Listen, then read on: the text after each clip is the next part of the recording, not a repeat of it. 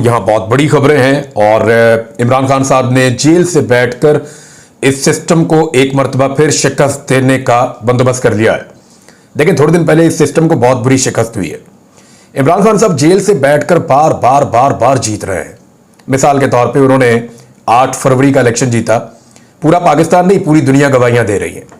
बल्कि जितने भी मुबस्सरीन थे या जितने लोग भी इलेक्शन के ऊपर गैर मुल्की मुबस्सरीन भी मौजूद थे, तमाम रिपोर्टों के मुताबिक पाकिस्तान तहरीक इंसाफ जो है वो सबसे बड़ी पार्टी है और पाकिस्तान तहरीक इंसाफ के मैंडेट पे डाका डाला गया है। ये पाकिस्तान में इमरान खान साहब के जो बदतरीन नाकदीन है ना, वो भी ये कहते हैं जनाब क्योंकि एस्टेब्लिशमेंट नहीं चाहती थी, क्योंकि हालात बहुत इमरान खान साहब के लिए अच्छे नहीं थे, साजगार नहीं थे, फैसला हो चुका था, तो इसलिए इमरान खान साहब को हराया गया, अदरवाइज वो इलेक्शन जीतते हैं। ये सभी कहते हैं। उसी जीत को बरकरार रखने के लिए कभी हुकूमत एक काम करती है, कभी दूसरा करती है, कभी तीसरा करती है, कभी चौथा करती है और लगातार वो मजबूर हुकूमत जो है वो अपनी मजबूरियों की वजह से कंप्रोमाइज करती चली जा रही है। दूसरी जानब इमरान खान साहब ने पहले एक शिकस्त दी, फिर उसके बाद दूसरी शिकस्त दी और फिर एक और शिकस्त दी जो बहुत बड़ी शिकस्त है, जो थोड़े दिन पहले हुई। हुकूमती इत्तेहाद ने आईनी तरमीम लाने का पूरा बंदोबस्त कर दिया। मजे की बात यह थी कि जो आईनी तरमीम लेकर आने वाले थे उनमें से किसी को यह पता नहीं था कि कौन सी आईनी तरमीम आ रही है। पीपल्स पार्टी को नहीं पता था कि तरमीम क्या हो रही है, PMLN को नहीं पता था कि तरमीम क्या हो रही है। वजीर कानून ने कहा कि मुझे मुसव्वदा अभी मिला है, जिन्होंने इसको बनाना था उन्हें भी नहीं पता था कि आईनी तरमीम क्या हो रही है।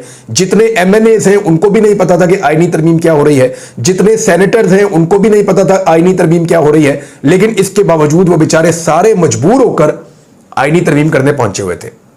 इस वक्त फिर इमरान खान साहब ने शिकस्त दी। एक तो मौलाना फजल रहमान साहब को कंट्रोल किया, उनकी पार्टी के लोगों ने जाकर बताया कि मौलाना साहब आपकी इतनी सियासत है, ये किस चक्कर में आप पड़ गए, और इसमें आपको साहबजादा हामिद रजा साहब को और असद कैसर साहब को, इन 2 लोगों को आपको क्रेडिट देना पड़ेगा।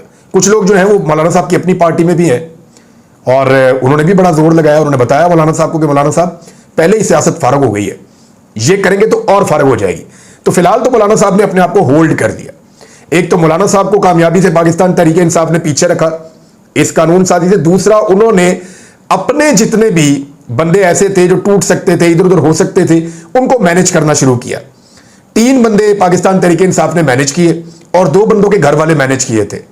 हालांकि बंदे कुछ गायब भी हो गए थे, लेकिन इसके बावजूद पाकिस्तान तहरीक इंसाफ की जो मैनेजमेंट थी उसमें, और जो एक तफसीली ऑर्डर एक आया था, आपको पता वजाहती ऑर्डर आया था सुप्रीम कोर्ट ऑफ पाकिस्तान से, जस्टिस मंसूर अली शाह साहब जब वापस आए थे, 8 जजेस ने लिख के वजाहती ऑर्डर भी एक दिया था। और उस मामले के बाद एकदम गेम उलट गई। जेल में बैठा हुआ कैदी नंबर 804 जीत गया और ये सारे बाहर बैठे हुए जितने आजाद लोग हैं, ये अपनी पूरी ताकत के बावजूद, अपने पूरे जबर के बावजूद, लोगों के घर की खवातीन उठाने के बावजूद, बंदे MNA अगवा करने के बावजूद ये हार गए। तो उस वक्त इमरान खान साहब ने एक सबसे मुश्किल खेल खेला और जेल से बैठकर जीते। अब जो है उसका फाइनल राउंड चल रहा है। मैंने आपको थोड़े दिन पहले बताया, 2-3 दिन पहले, कि अब ये फाइनल राउंड है, इसमें आर या पार है। अगर तो काजी फायद ईसा साहब को एक्सटेंशन देने में ये हुकूमत कामयाब हो जाती है तो हुकूमत के लिए बुरा वक्त टल जाएगा और पाकिस्तान तहरीक इंसाफ के लिए एक सर्टेन टाइम पीरियड फिर बुरा आ जाएगा। लेकिन अगर हुकूमत काजी फायद ईसा साहब को बचाने में नाकाम हो जाती है, एक के बाद एक, एक के बाद एक, एक के बाद एक मुश्किलात हुकूमत के सामने खड़ी होना शुरू हो जाएंगी। अब मैं आपके सामने कुछ फैक्ट्स रखने वाला हूं कि प्रैक्टिस एंड प्रोसीजर कमेटी के अंदर मामला कैसे फंस गया और होने क्या जा रहा है। याद रखिएगा नाजरीन, मंडे का दिन, सोमवार यानी पीर का दिन बहुत इंपॉर्टेंट है पाकिस्तान की तारीख में। पीर के दिन जो है वो 30 तारीख है और 30 तारीख को जो है काजी साहब ने वो केस लगाया हुआ है जिसमें उन्होंने अपने साथ जस्टिस मुनीब अख्तर साहब को बिठाया हुआ है बेंच में। अच्छा, ये जो बेंच बना है ये नई प्रैक्टिस एंड प्रोसीजर कमेटी ने बनाया है। जरा थोड़ा सा मैं चाहूंगा जो नए सुनने वाले हैं या जिन लोगों को इसका आइडिया नहीं था, जरा थोड़ा सा गौर से सुने। आपको एक बड़ी बारीक चीज मैं समझा रहा हूं। ये जो एक लफ्ज होता है मास्टर ऑफ रोस्टर, ये एक्चुअली चीफ जस्टिस की उस ताकत को कहते हैं जिस ताकत के तहत चीफ जस्टिस केसेस असाइन करता है जजों को। यानी आप, ये जज ये केस सुनेगा, ये जज ये केस सुनेगा, ये जज ये केस सुनेगा। ये जो ताकत होती है चीफ जस्टिस की, इसको मास्टर ऑफ रोस्टर कहते हैं। या ये बेंच मैं ये बनाऊंगा, इतने जजों का ये बेंच बना दिया, इतने जजों का ये बेंच बना दिया, इतने जजों का ये बेंच बना दिया, ये जजेस यहां बैठेंगे और ये जजेस ये वाले केसेस सुनेंगे। ये मास्टर ऑफ रोस्टर है। इसके ऊपर तनकीद करते थे काजी साहब भी और सारी पॉलिटिकल पार्टीज भी, जब काजी साहब चीफ जस्टिस ऑफ पाकिस्तान नहीं थे। तो अप्रैल 2023 में जब कादी साहब चीफ जस्टिस नहीं थे, जब उमर अता बंदयाल साहब चीफ जस्टिस थे, उस वक्त एक एक्ट लेकर आई उस वक्त की सरकार। कौन सी सरकार? पीडीएम की सरकार। पीडीएम की सरकार एक एक्ट लेकर आई जिसका नाम दिया गया practice and procedure act. Bill लेकर आई, उसके ऊपर उन्होंने एक्ट बनाया और फिर कुछ पावर्स जो थी चीफ जस्टिस से लेकर डिवाइड कर दी और पूरे पाकिस्तान में बहुत वाहवाकारी हुई। वकला बहुत खुश हुए। उन्होंने कहा ठीक है जी, चीफ जस्टिस से ताकत लेकर आपने तकसीम कर दी, अब इंसाफ हुआ करेगा। जो 3 सीनियर जजेस हैं उनकी कमेटी बैठेगी, प्रैक्टिस एंड प्रोसीजर कमेटी, वो बैठेगी, वो बेंचेस बनाएगी और वही फैसला करेगी कि कौन से जजेस कौन सा केस सुनेंगे। तो ये बहुत अच्छा हो गया था। लेकिन उसके बाद क्या हुआ? उसके बाद यह हुआ कि आहिस्ता आहिस्ता काजी फायद ईसा साहब ने जो कुछ किया इस अदलिया के अंदर, उनके ऊपर से लोगों का एतमाद खत्म होता गया। जो आने वाले 2 चीफ जस्टिस हैं, जैसा कि जस्टिस मंसूर अली शाह साहब, जैसा कि जस्टिस मुनीब अख्तर साहब, इनके साथ काजी फायद ईसा साहब के मामला बिगड़ना शुरू हो गए और ऐसा लगता था कि अदालत के अंदर भी माहौल ऐसा ही है कि काजी साहब काबिलियत की अगर बात करें तो जितने भी जर्नलिस्ट हैं वो ये कहते हैं कि ये दोनों जज साहिबान इस अदालत के अंदर काबिल तरीन जज साहिबान हैं। इनके पास नॉलेज का भंडार है और ये ज़हनी सलाहियतों से माला माल है। ये बड़े कमाल जजेस हैं। इनके बारे में ये दावा है जो रिपोर्टर्स करते हैं, जर्नलिस्ट करते हैं। अब काजी फायद ईसा साहब ने मास्टर ऑफ द रोस्टर की ताकत दोबारा लेने की कोशिश की, यानी ताकत मुझे मिल जाए दोबारा, तो हुकूमत ने चंद घंटों के अंदर practice and procedure bill he change कर दिया कि जनाब काजी साहब एक इनमें से आप जज रख लें, एक अपनी मर्जी से नीचे से आप ले आए। तो इस तरह यहां पे 3 जज हो जाएंगे। 3 में से 2 काजी साहब आपके होंगे, तो आप जो मर्जी कमेटी बना दें, जो मर्जी बेंच बना दें, जो मर्जी फैसला कर दें, जिस मर्जी जज के पास जो सा मर्जी केस लगा दें। यह तरमीम की गई है ऑर्डिनेंस के अंदर, और ऑर्डिनेंस तब तक नहीं आ सकता जब तक कि कोई इमरजेंसी ना हो। कोई इमरजेंसी नहीं थी, तो काजी साहब को यह करके दिया गया और चंद घंटों के अंदर काजी साहब ने जस्टिस मुनीब अख्तर साहब को निकाल के जस्टिस अमीनुद्दीन साहब को लगा दिया। अब इसके ऊपर जो है वो सीनियर जजेस को एतराज हो गया है। अब मंडे वाला दिन क्यों इतना इंपॉर्टेंट है, ये बात मैं आपको बताने जा रहा था। मंडे को जनाब, क्योंकि अब प्रैक्टिस एंड प्रोसीजर कमेटी जो होती है, इस वक्त जो कमेटी बनी हुई है उस पर जस्टिस मुनीब अख्तर साहब को क्योंकि निकाल दिया गया है और जस्टिस मंसूर अली शाह साहब उसमें से खुद बाहर हो गए। तो अब काजी साहब और काजी साहब के एक पसंदीदा जज, ये 2 लोग उसके अंदर मौजूद हैं। तो ये 2 लोग अब फैसला करेंगे कि अगले हफ्ते के लिए, मंडे और ट्यूसडे और वेडनेसडे, यानी अगले पूरे हफ्ते के लिए कौन से जजेस कौन से केसेस सुनेंगे, कौन कौन से बेंचेस बनेंगे और कौन सा जज कौन सा केस कहां पे लगेगा। ये सारा इन्होंने अब करना है मिलकर। अब ये काजी साहब जो फैसला करेंगे होना तो वही है। अब इस मामले में अभी तक इन्होंने 2 बेंच बनाए हैं जो मेरी इत्तला के मुताबिक। एक तो इन्होंने बनाया जो 30 को केस सुनेगा वो भी मंडे को लगेगा, और एक और है, 1-2 लगाए। बाकी जो रूटीन के बहुत सारे केसेस होते हैं, क्योंकि एक एक बेंच के सामने 10-10 केसेस लगने होते हैं, एक एक जज को 10-10 केसेस रोजाना के सुनने होते हैं, या बाद को ज्यादा भी बाद को कम भी। तो जब इतनी ज्यादा तादाद में जजेस केसेस सुनते हैं तो वो लाजमी बात है कि जब ये कमेटी बनाएगी, रोस्टर जब बनाएगी केसेस का सारा तफसीलात और बेंचेस, तो यही 2 लोग मिलकर बनाएंगे। अब काजी साहब के पास अक्सरियत नहीं है सुप्रीम कोर्ट ऑफ पाकिस्तान में। अगर मंडे को जजेस रिएक्ट कर गए, यानी जजेस ने इस कमेटी के फैसलों के मुताबिक बेंचेस में बैठने से इनकार कर दिया, मैं अगर का लफ्ज इस्तेमाल कर रहा हूं, और इसके इम्कानात का लोग इजहार भी कर रहे हैं कि मुमकिन है कि यह हो जाए, तो इसलिए मंडे का दिन बहुत इंपॉर्टेंट है। एक तो यह देखना पड़ेगा कि जस्टिस मुनीब अख्तर साहब क्या तरीकाकार इस्तेमाल करते हैं। यानी 2 चीजें हो सकती है ना, या तो वो बैठ के कमेटी में आकर बेंच में वो ये कह दें कि मैं इस बेंच में बैठता ही नहीं, क्योंकि जो प्रैक्टिस एंड प्रोसीजर कमेटी जिसने ये बेंच बनाया है उस पर हमारे तहफ्फुज़ात हैं, तो मैं इसमें बैठता ही नहीं। या हो सकता है वो बैठे और इसको डिले में ले जाएं, यानी इस केस को इतना लंबा ले जाएं कि जब तक काजी साहब का टन्योर खत्म हो जाए और ये केस वहां तक चला जाए, ये भी मुमकिन है। यानी डिफरेंट स्ट्रेटजीज हो सकती है। बहुत मुमकिन है कि जजेस ये फैसला करें कि हम इस कमेटी के बनाए हुए बेंचों का हिस्सा इसलिए नहीं बनेंगे कि ये कमेटी गलत तरीके से बनी है, पहले तय किया जाए कि ये कमेटी ठीक है या गलत है, जिसका मुतालबा जस्टिस मंसूर अली शाह साहब जो आने वाले चीफ जस्टिस ऑफ पाकिस्तान है उन्होंने भी किया है। और इसी का मुतालबा जो है बाकी पाकिस्तान भर से लोग कर रहे हैं, वकला कर रहे हैं, पाकिस्तान की सियासी जमातें कर रही हैं, सिविल सोसाइटी कर रही है, आम आदमी कर रहा है कि जनाब आपने ये काम किया तो पहले आप इसको तय कर लें। तो तय कैसे होगा? वो फुल कोर्ट की मीटिंग में होगा। और मुतीउल्लाह जान साहब से मैंने सुना, मैंने सदीक जान साहब से बात की, 1-2 और जर्नलिस्ट हैं उनसे मेरी बात हुई, तो उन्होंने साफ एक बात कही। उन्होंने कैटेगोरिकली कहा कि काजी साहब के पास अगर पहले थोड़ी बहुत उनके पास एक स्ट्रेंथ थी सुप्रीम कोर्ट ऑफ पाकिस्तान में, तो अब उनके पास वो भी नहीं है। यानी काजी साहब तकरीबन तनहा रह गए हैं। अगर वो फुल कोर्ट की मीटिंग बुलाते हैं तो जजेस की अक्सरियत काजी साहब की कमेटी के खिलाफ खड़ी हो जाएगी और जजेस की अक्सरियत यही कहेगी कि प्रैक्टिस एंड प्रोसीजर कमेटी को उसकी असली हालत में बहाल कर दिया जाए और ये जो ऑर्डिनेंस है इसको कलअदम करार दे दिया जाए, क्योंकि ये बगैर किसी इमरजेंसी के हुआ है और ये सारा खेल यानी लगता है कि तयशुदा खेल था, एक फिक्स मैच लगता है। लिहाजा अब ये मंडे का दिन बहुत इंपॉर्टेंट हो गया है। देखिए, हफ्ते वाले दिन पाकिस्तान तहरीक इंसाफ का एहतजाज है, जुमे वाले दिन से पाकिस्तान में सरगर्मियां तेज हो रही हैं। आज के दिन से हफ्ते को रावलपिंडी के अंदर एहतजाज है, संडे को भी एक्टिविटीज है। मंडे वाला दिन जो है वो बहुत इंपॉर्टेंट होने जा रहा है, क्योंकि मंडे वाले दिन पता चलेगा कि सुप्रीम कोर्ट ऑफ पाकिस्तान से किस किस्म की वाइब्स आती हैं। दूसरी जानिब इमरान खान साहब की जो टीम है उन्होंने जाकर मुलाकात की मौलाना फजलुर रहमान साहब से। अब ये बहुत इंपॉर्टेंट पोर्शन है, इस पर गौर कीजिएगा कि इमरान खान साहब ने इस बीच में किया क्या। ये जो बीच वाला टाइम था ना, जिसमें ये प्रैक्टिस एंड प्रोसीजर कमेटी हो रही थी, जिसके अंदर बेंच के मामला तय हो रहे थे कि फलां बेंच बन जाएगा तो ये हो जाएगा, वो सबकी तवज्जो उस तरफ थी। लेकिन इमरान खान साहब और उनके खिलाड़ी गेम डाल गए। उन्होंने क्या गेम डाली है आपको 2 दिन में सब पता चल जाएगा। ये जो नंबर गेम कर रहे थे ना, ये हाथ में रजिस्टर्ड पकड़े रह जाएंगे और बंदे इनके काबू नहीं आएंगे। मैं आपको थोड़ी दिनों से बता रहा हूं कि पाकिस्तान तहरीक इंसाफ को कुछ चीजें करने की बहुत जरूरत है और उन्होंने अपना तकरीबन 80% होमवर्क कर लिया है।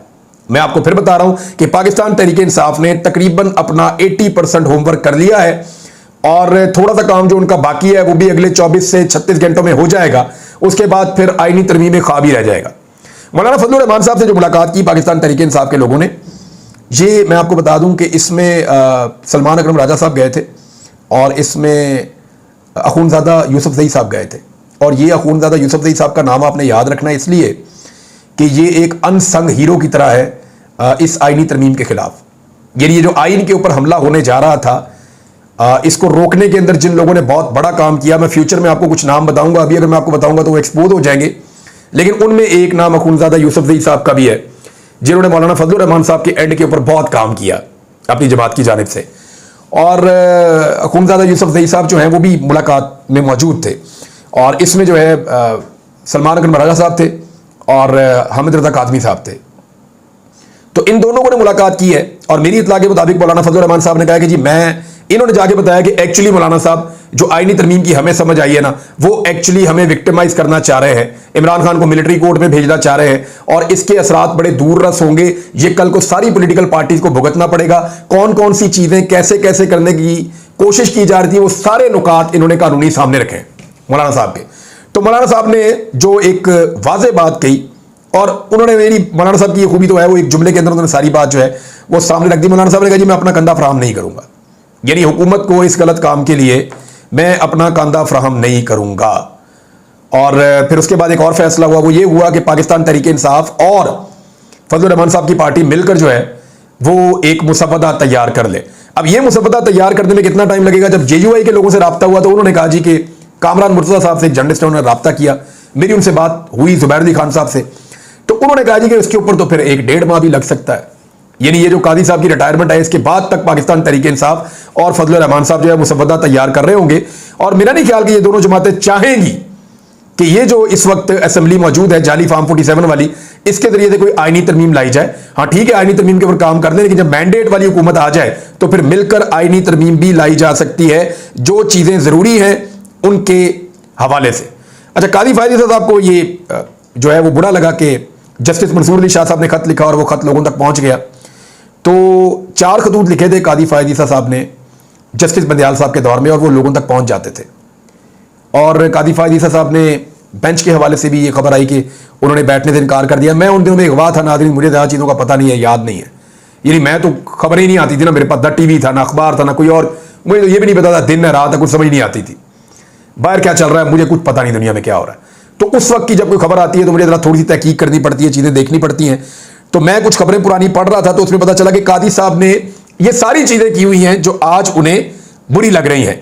लेकिन 30 सितंबर जो है वो कादी साहब के लिए और पाकिस्तान के लिए और पाकिस्तान सुप्रीम कोर्ट के लिए ये एक बहुत इंपॉर्टेंट दिन है और फुल कोर्ट के अलावा कोई ऑप्शन बचेगा नहीं। और अगर फुल कोर्ट में जाते हैं तो वहां पे कादी साहब के पास अक्सरियत मौजूद नहीं होगी।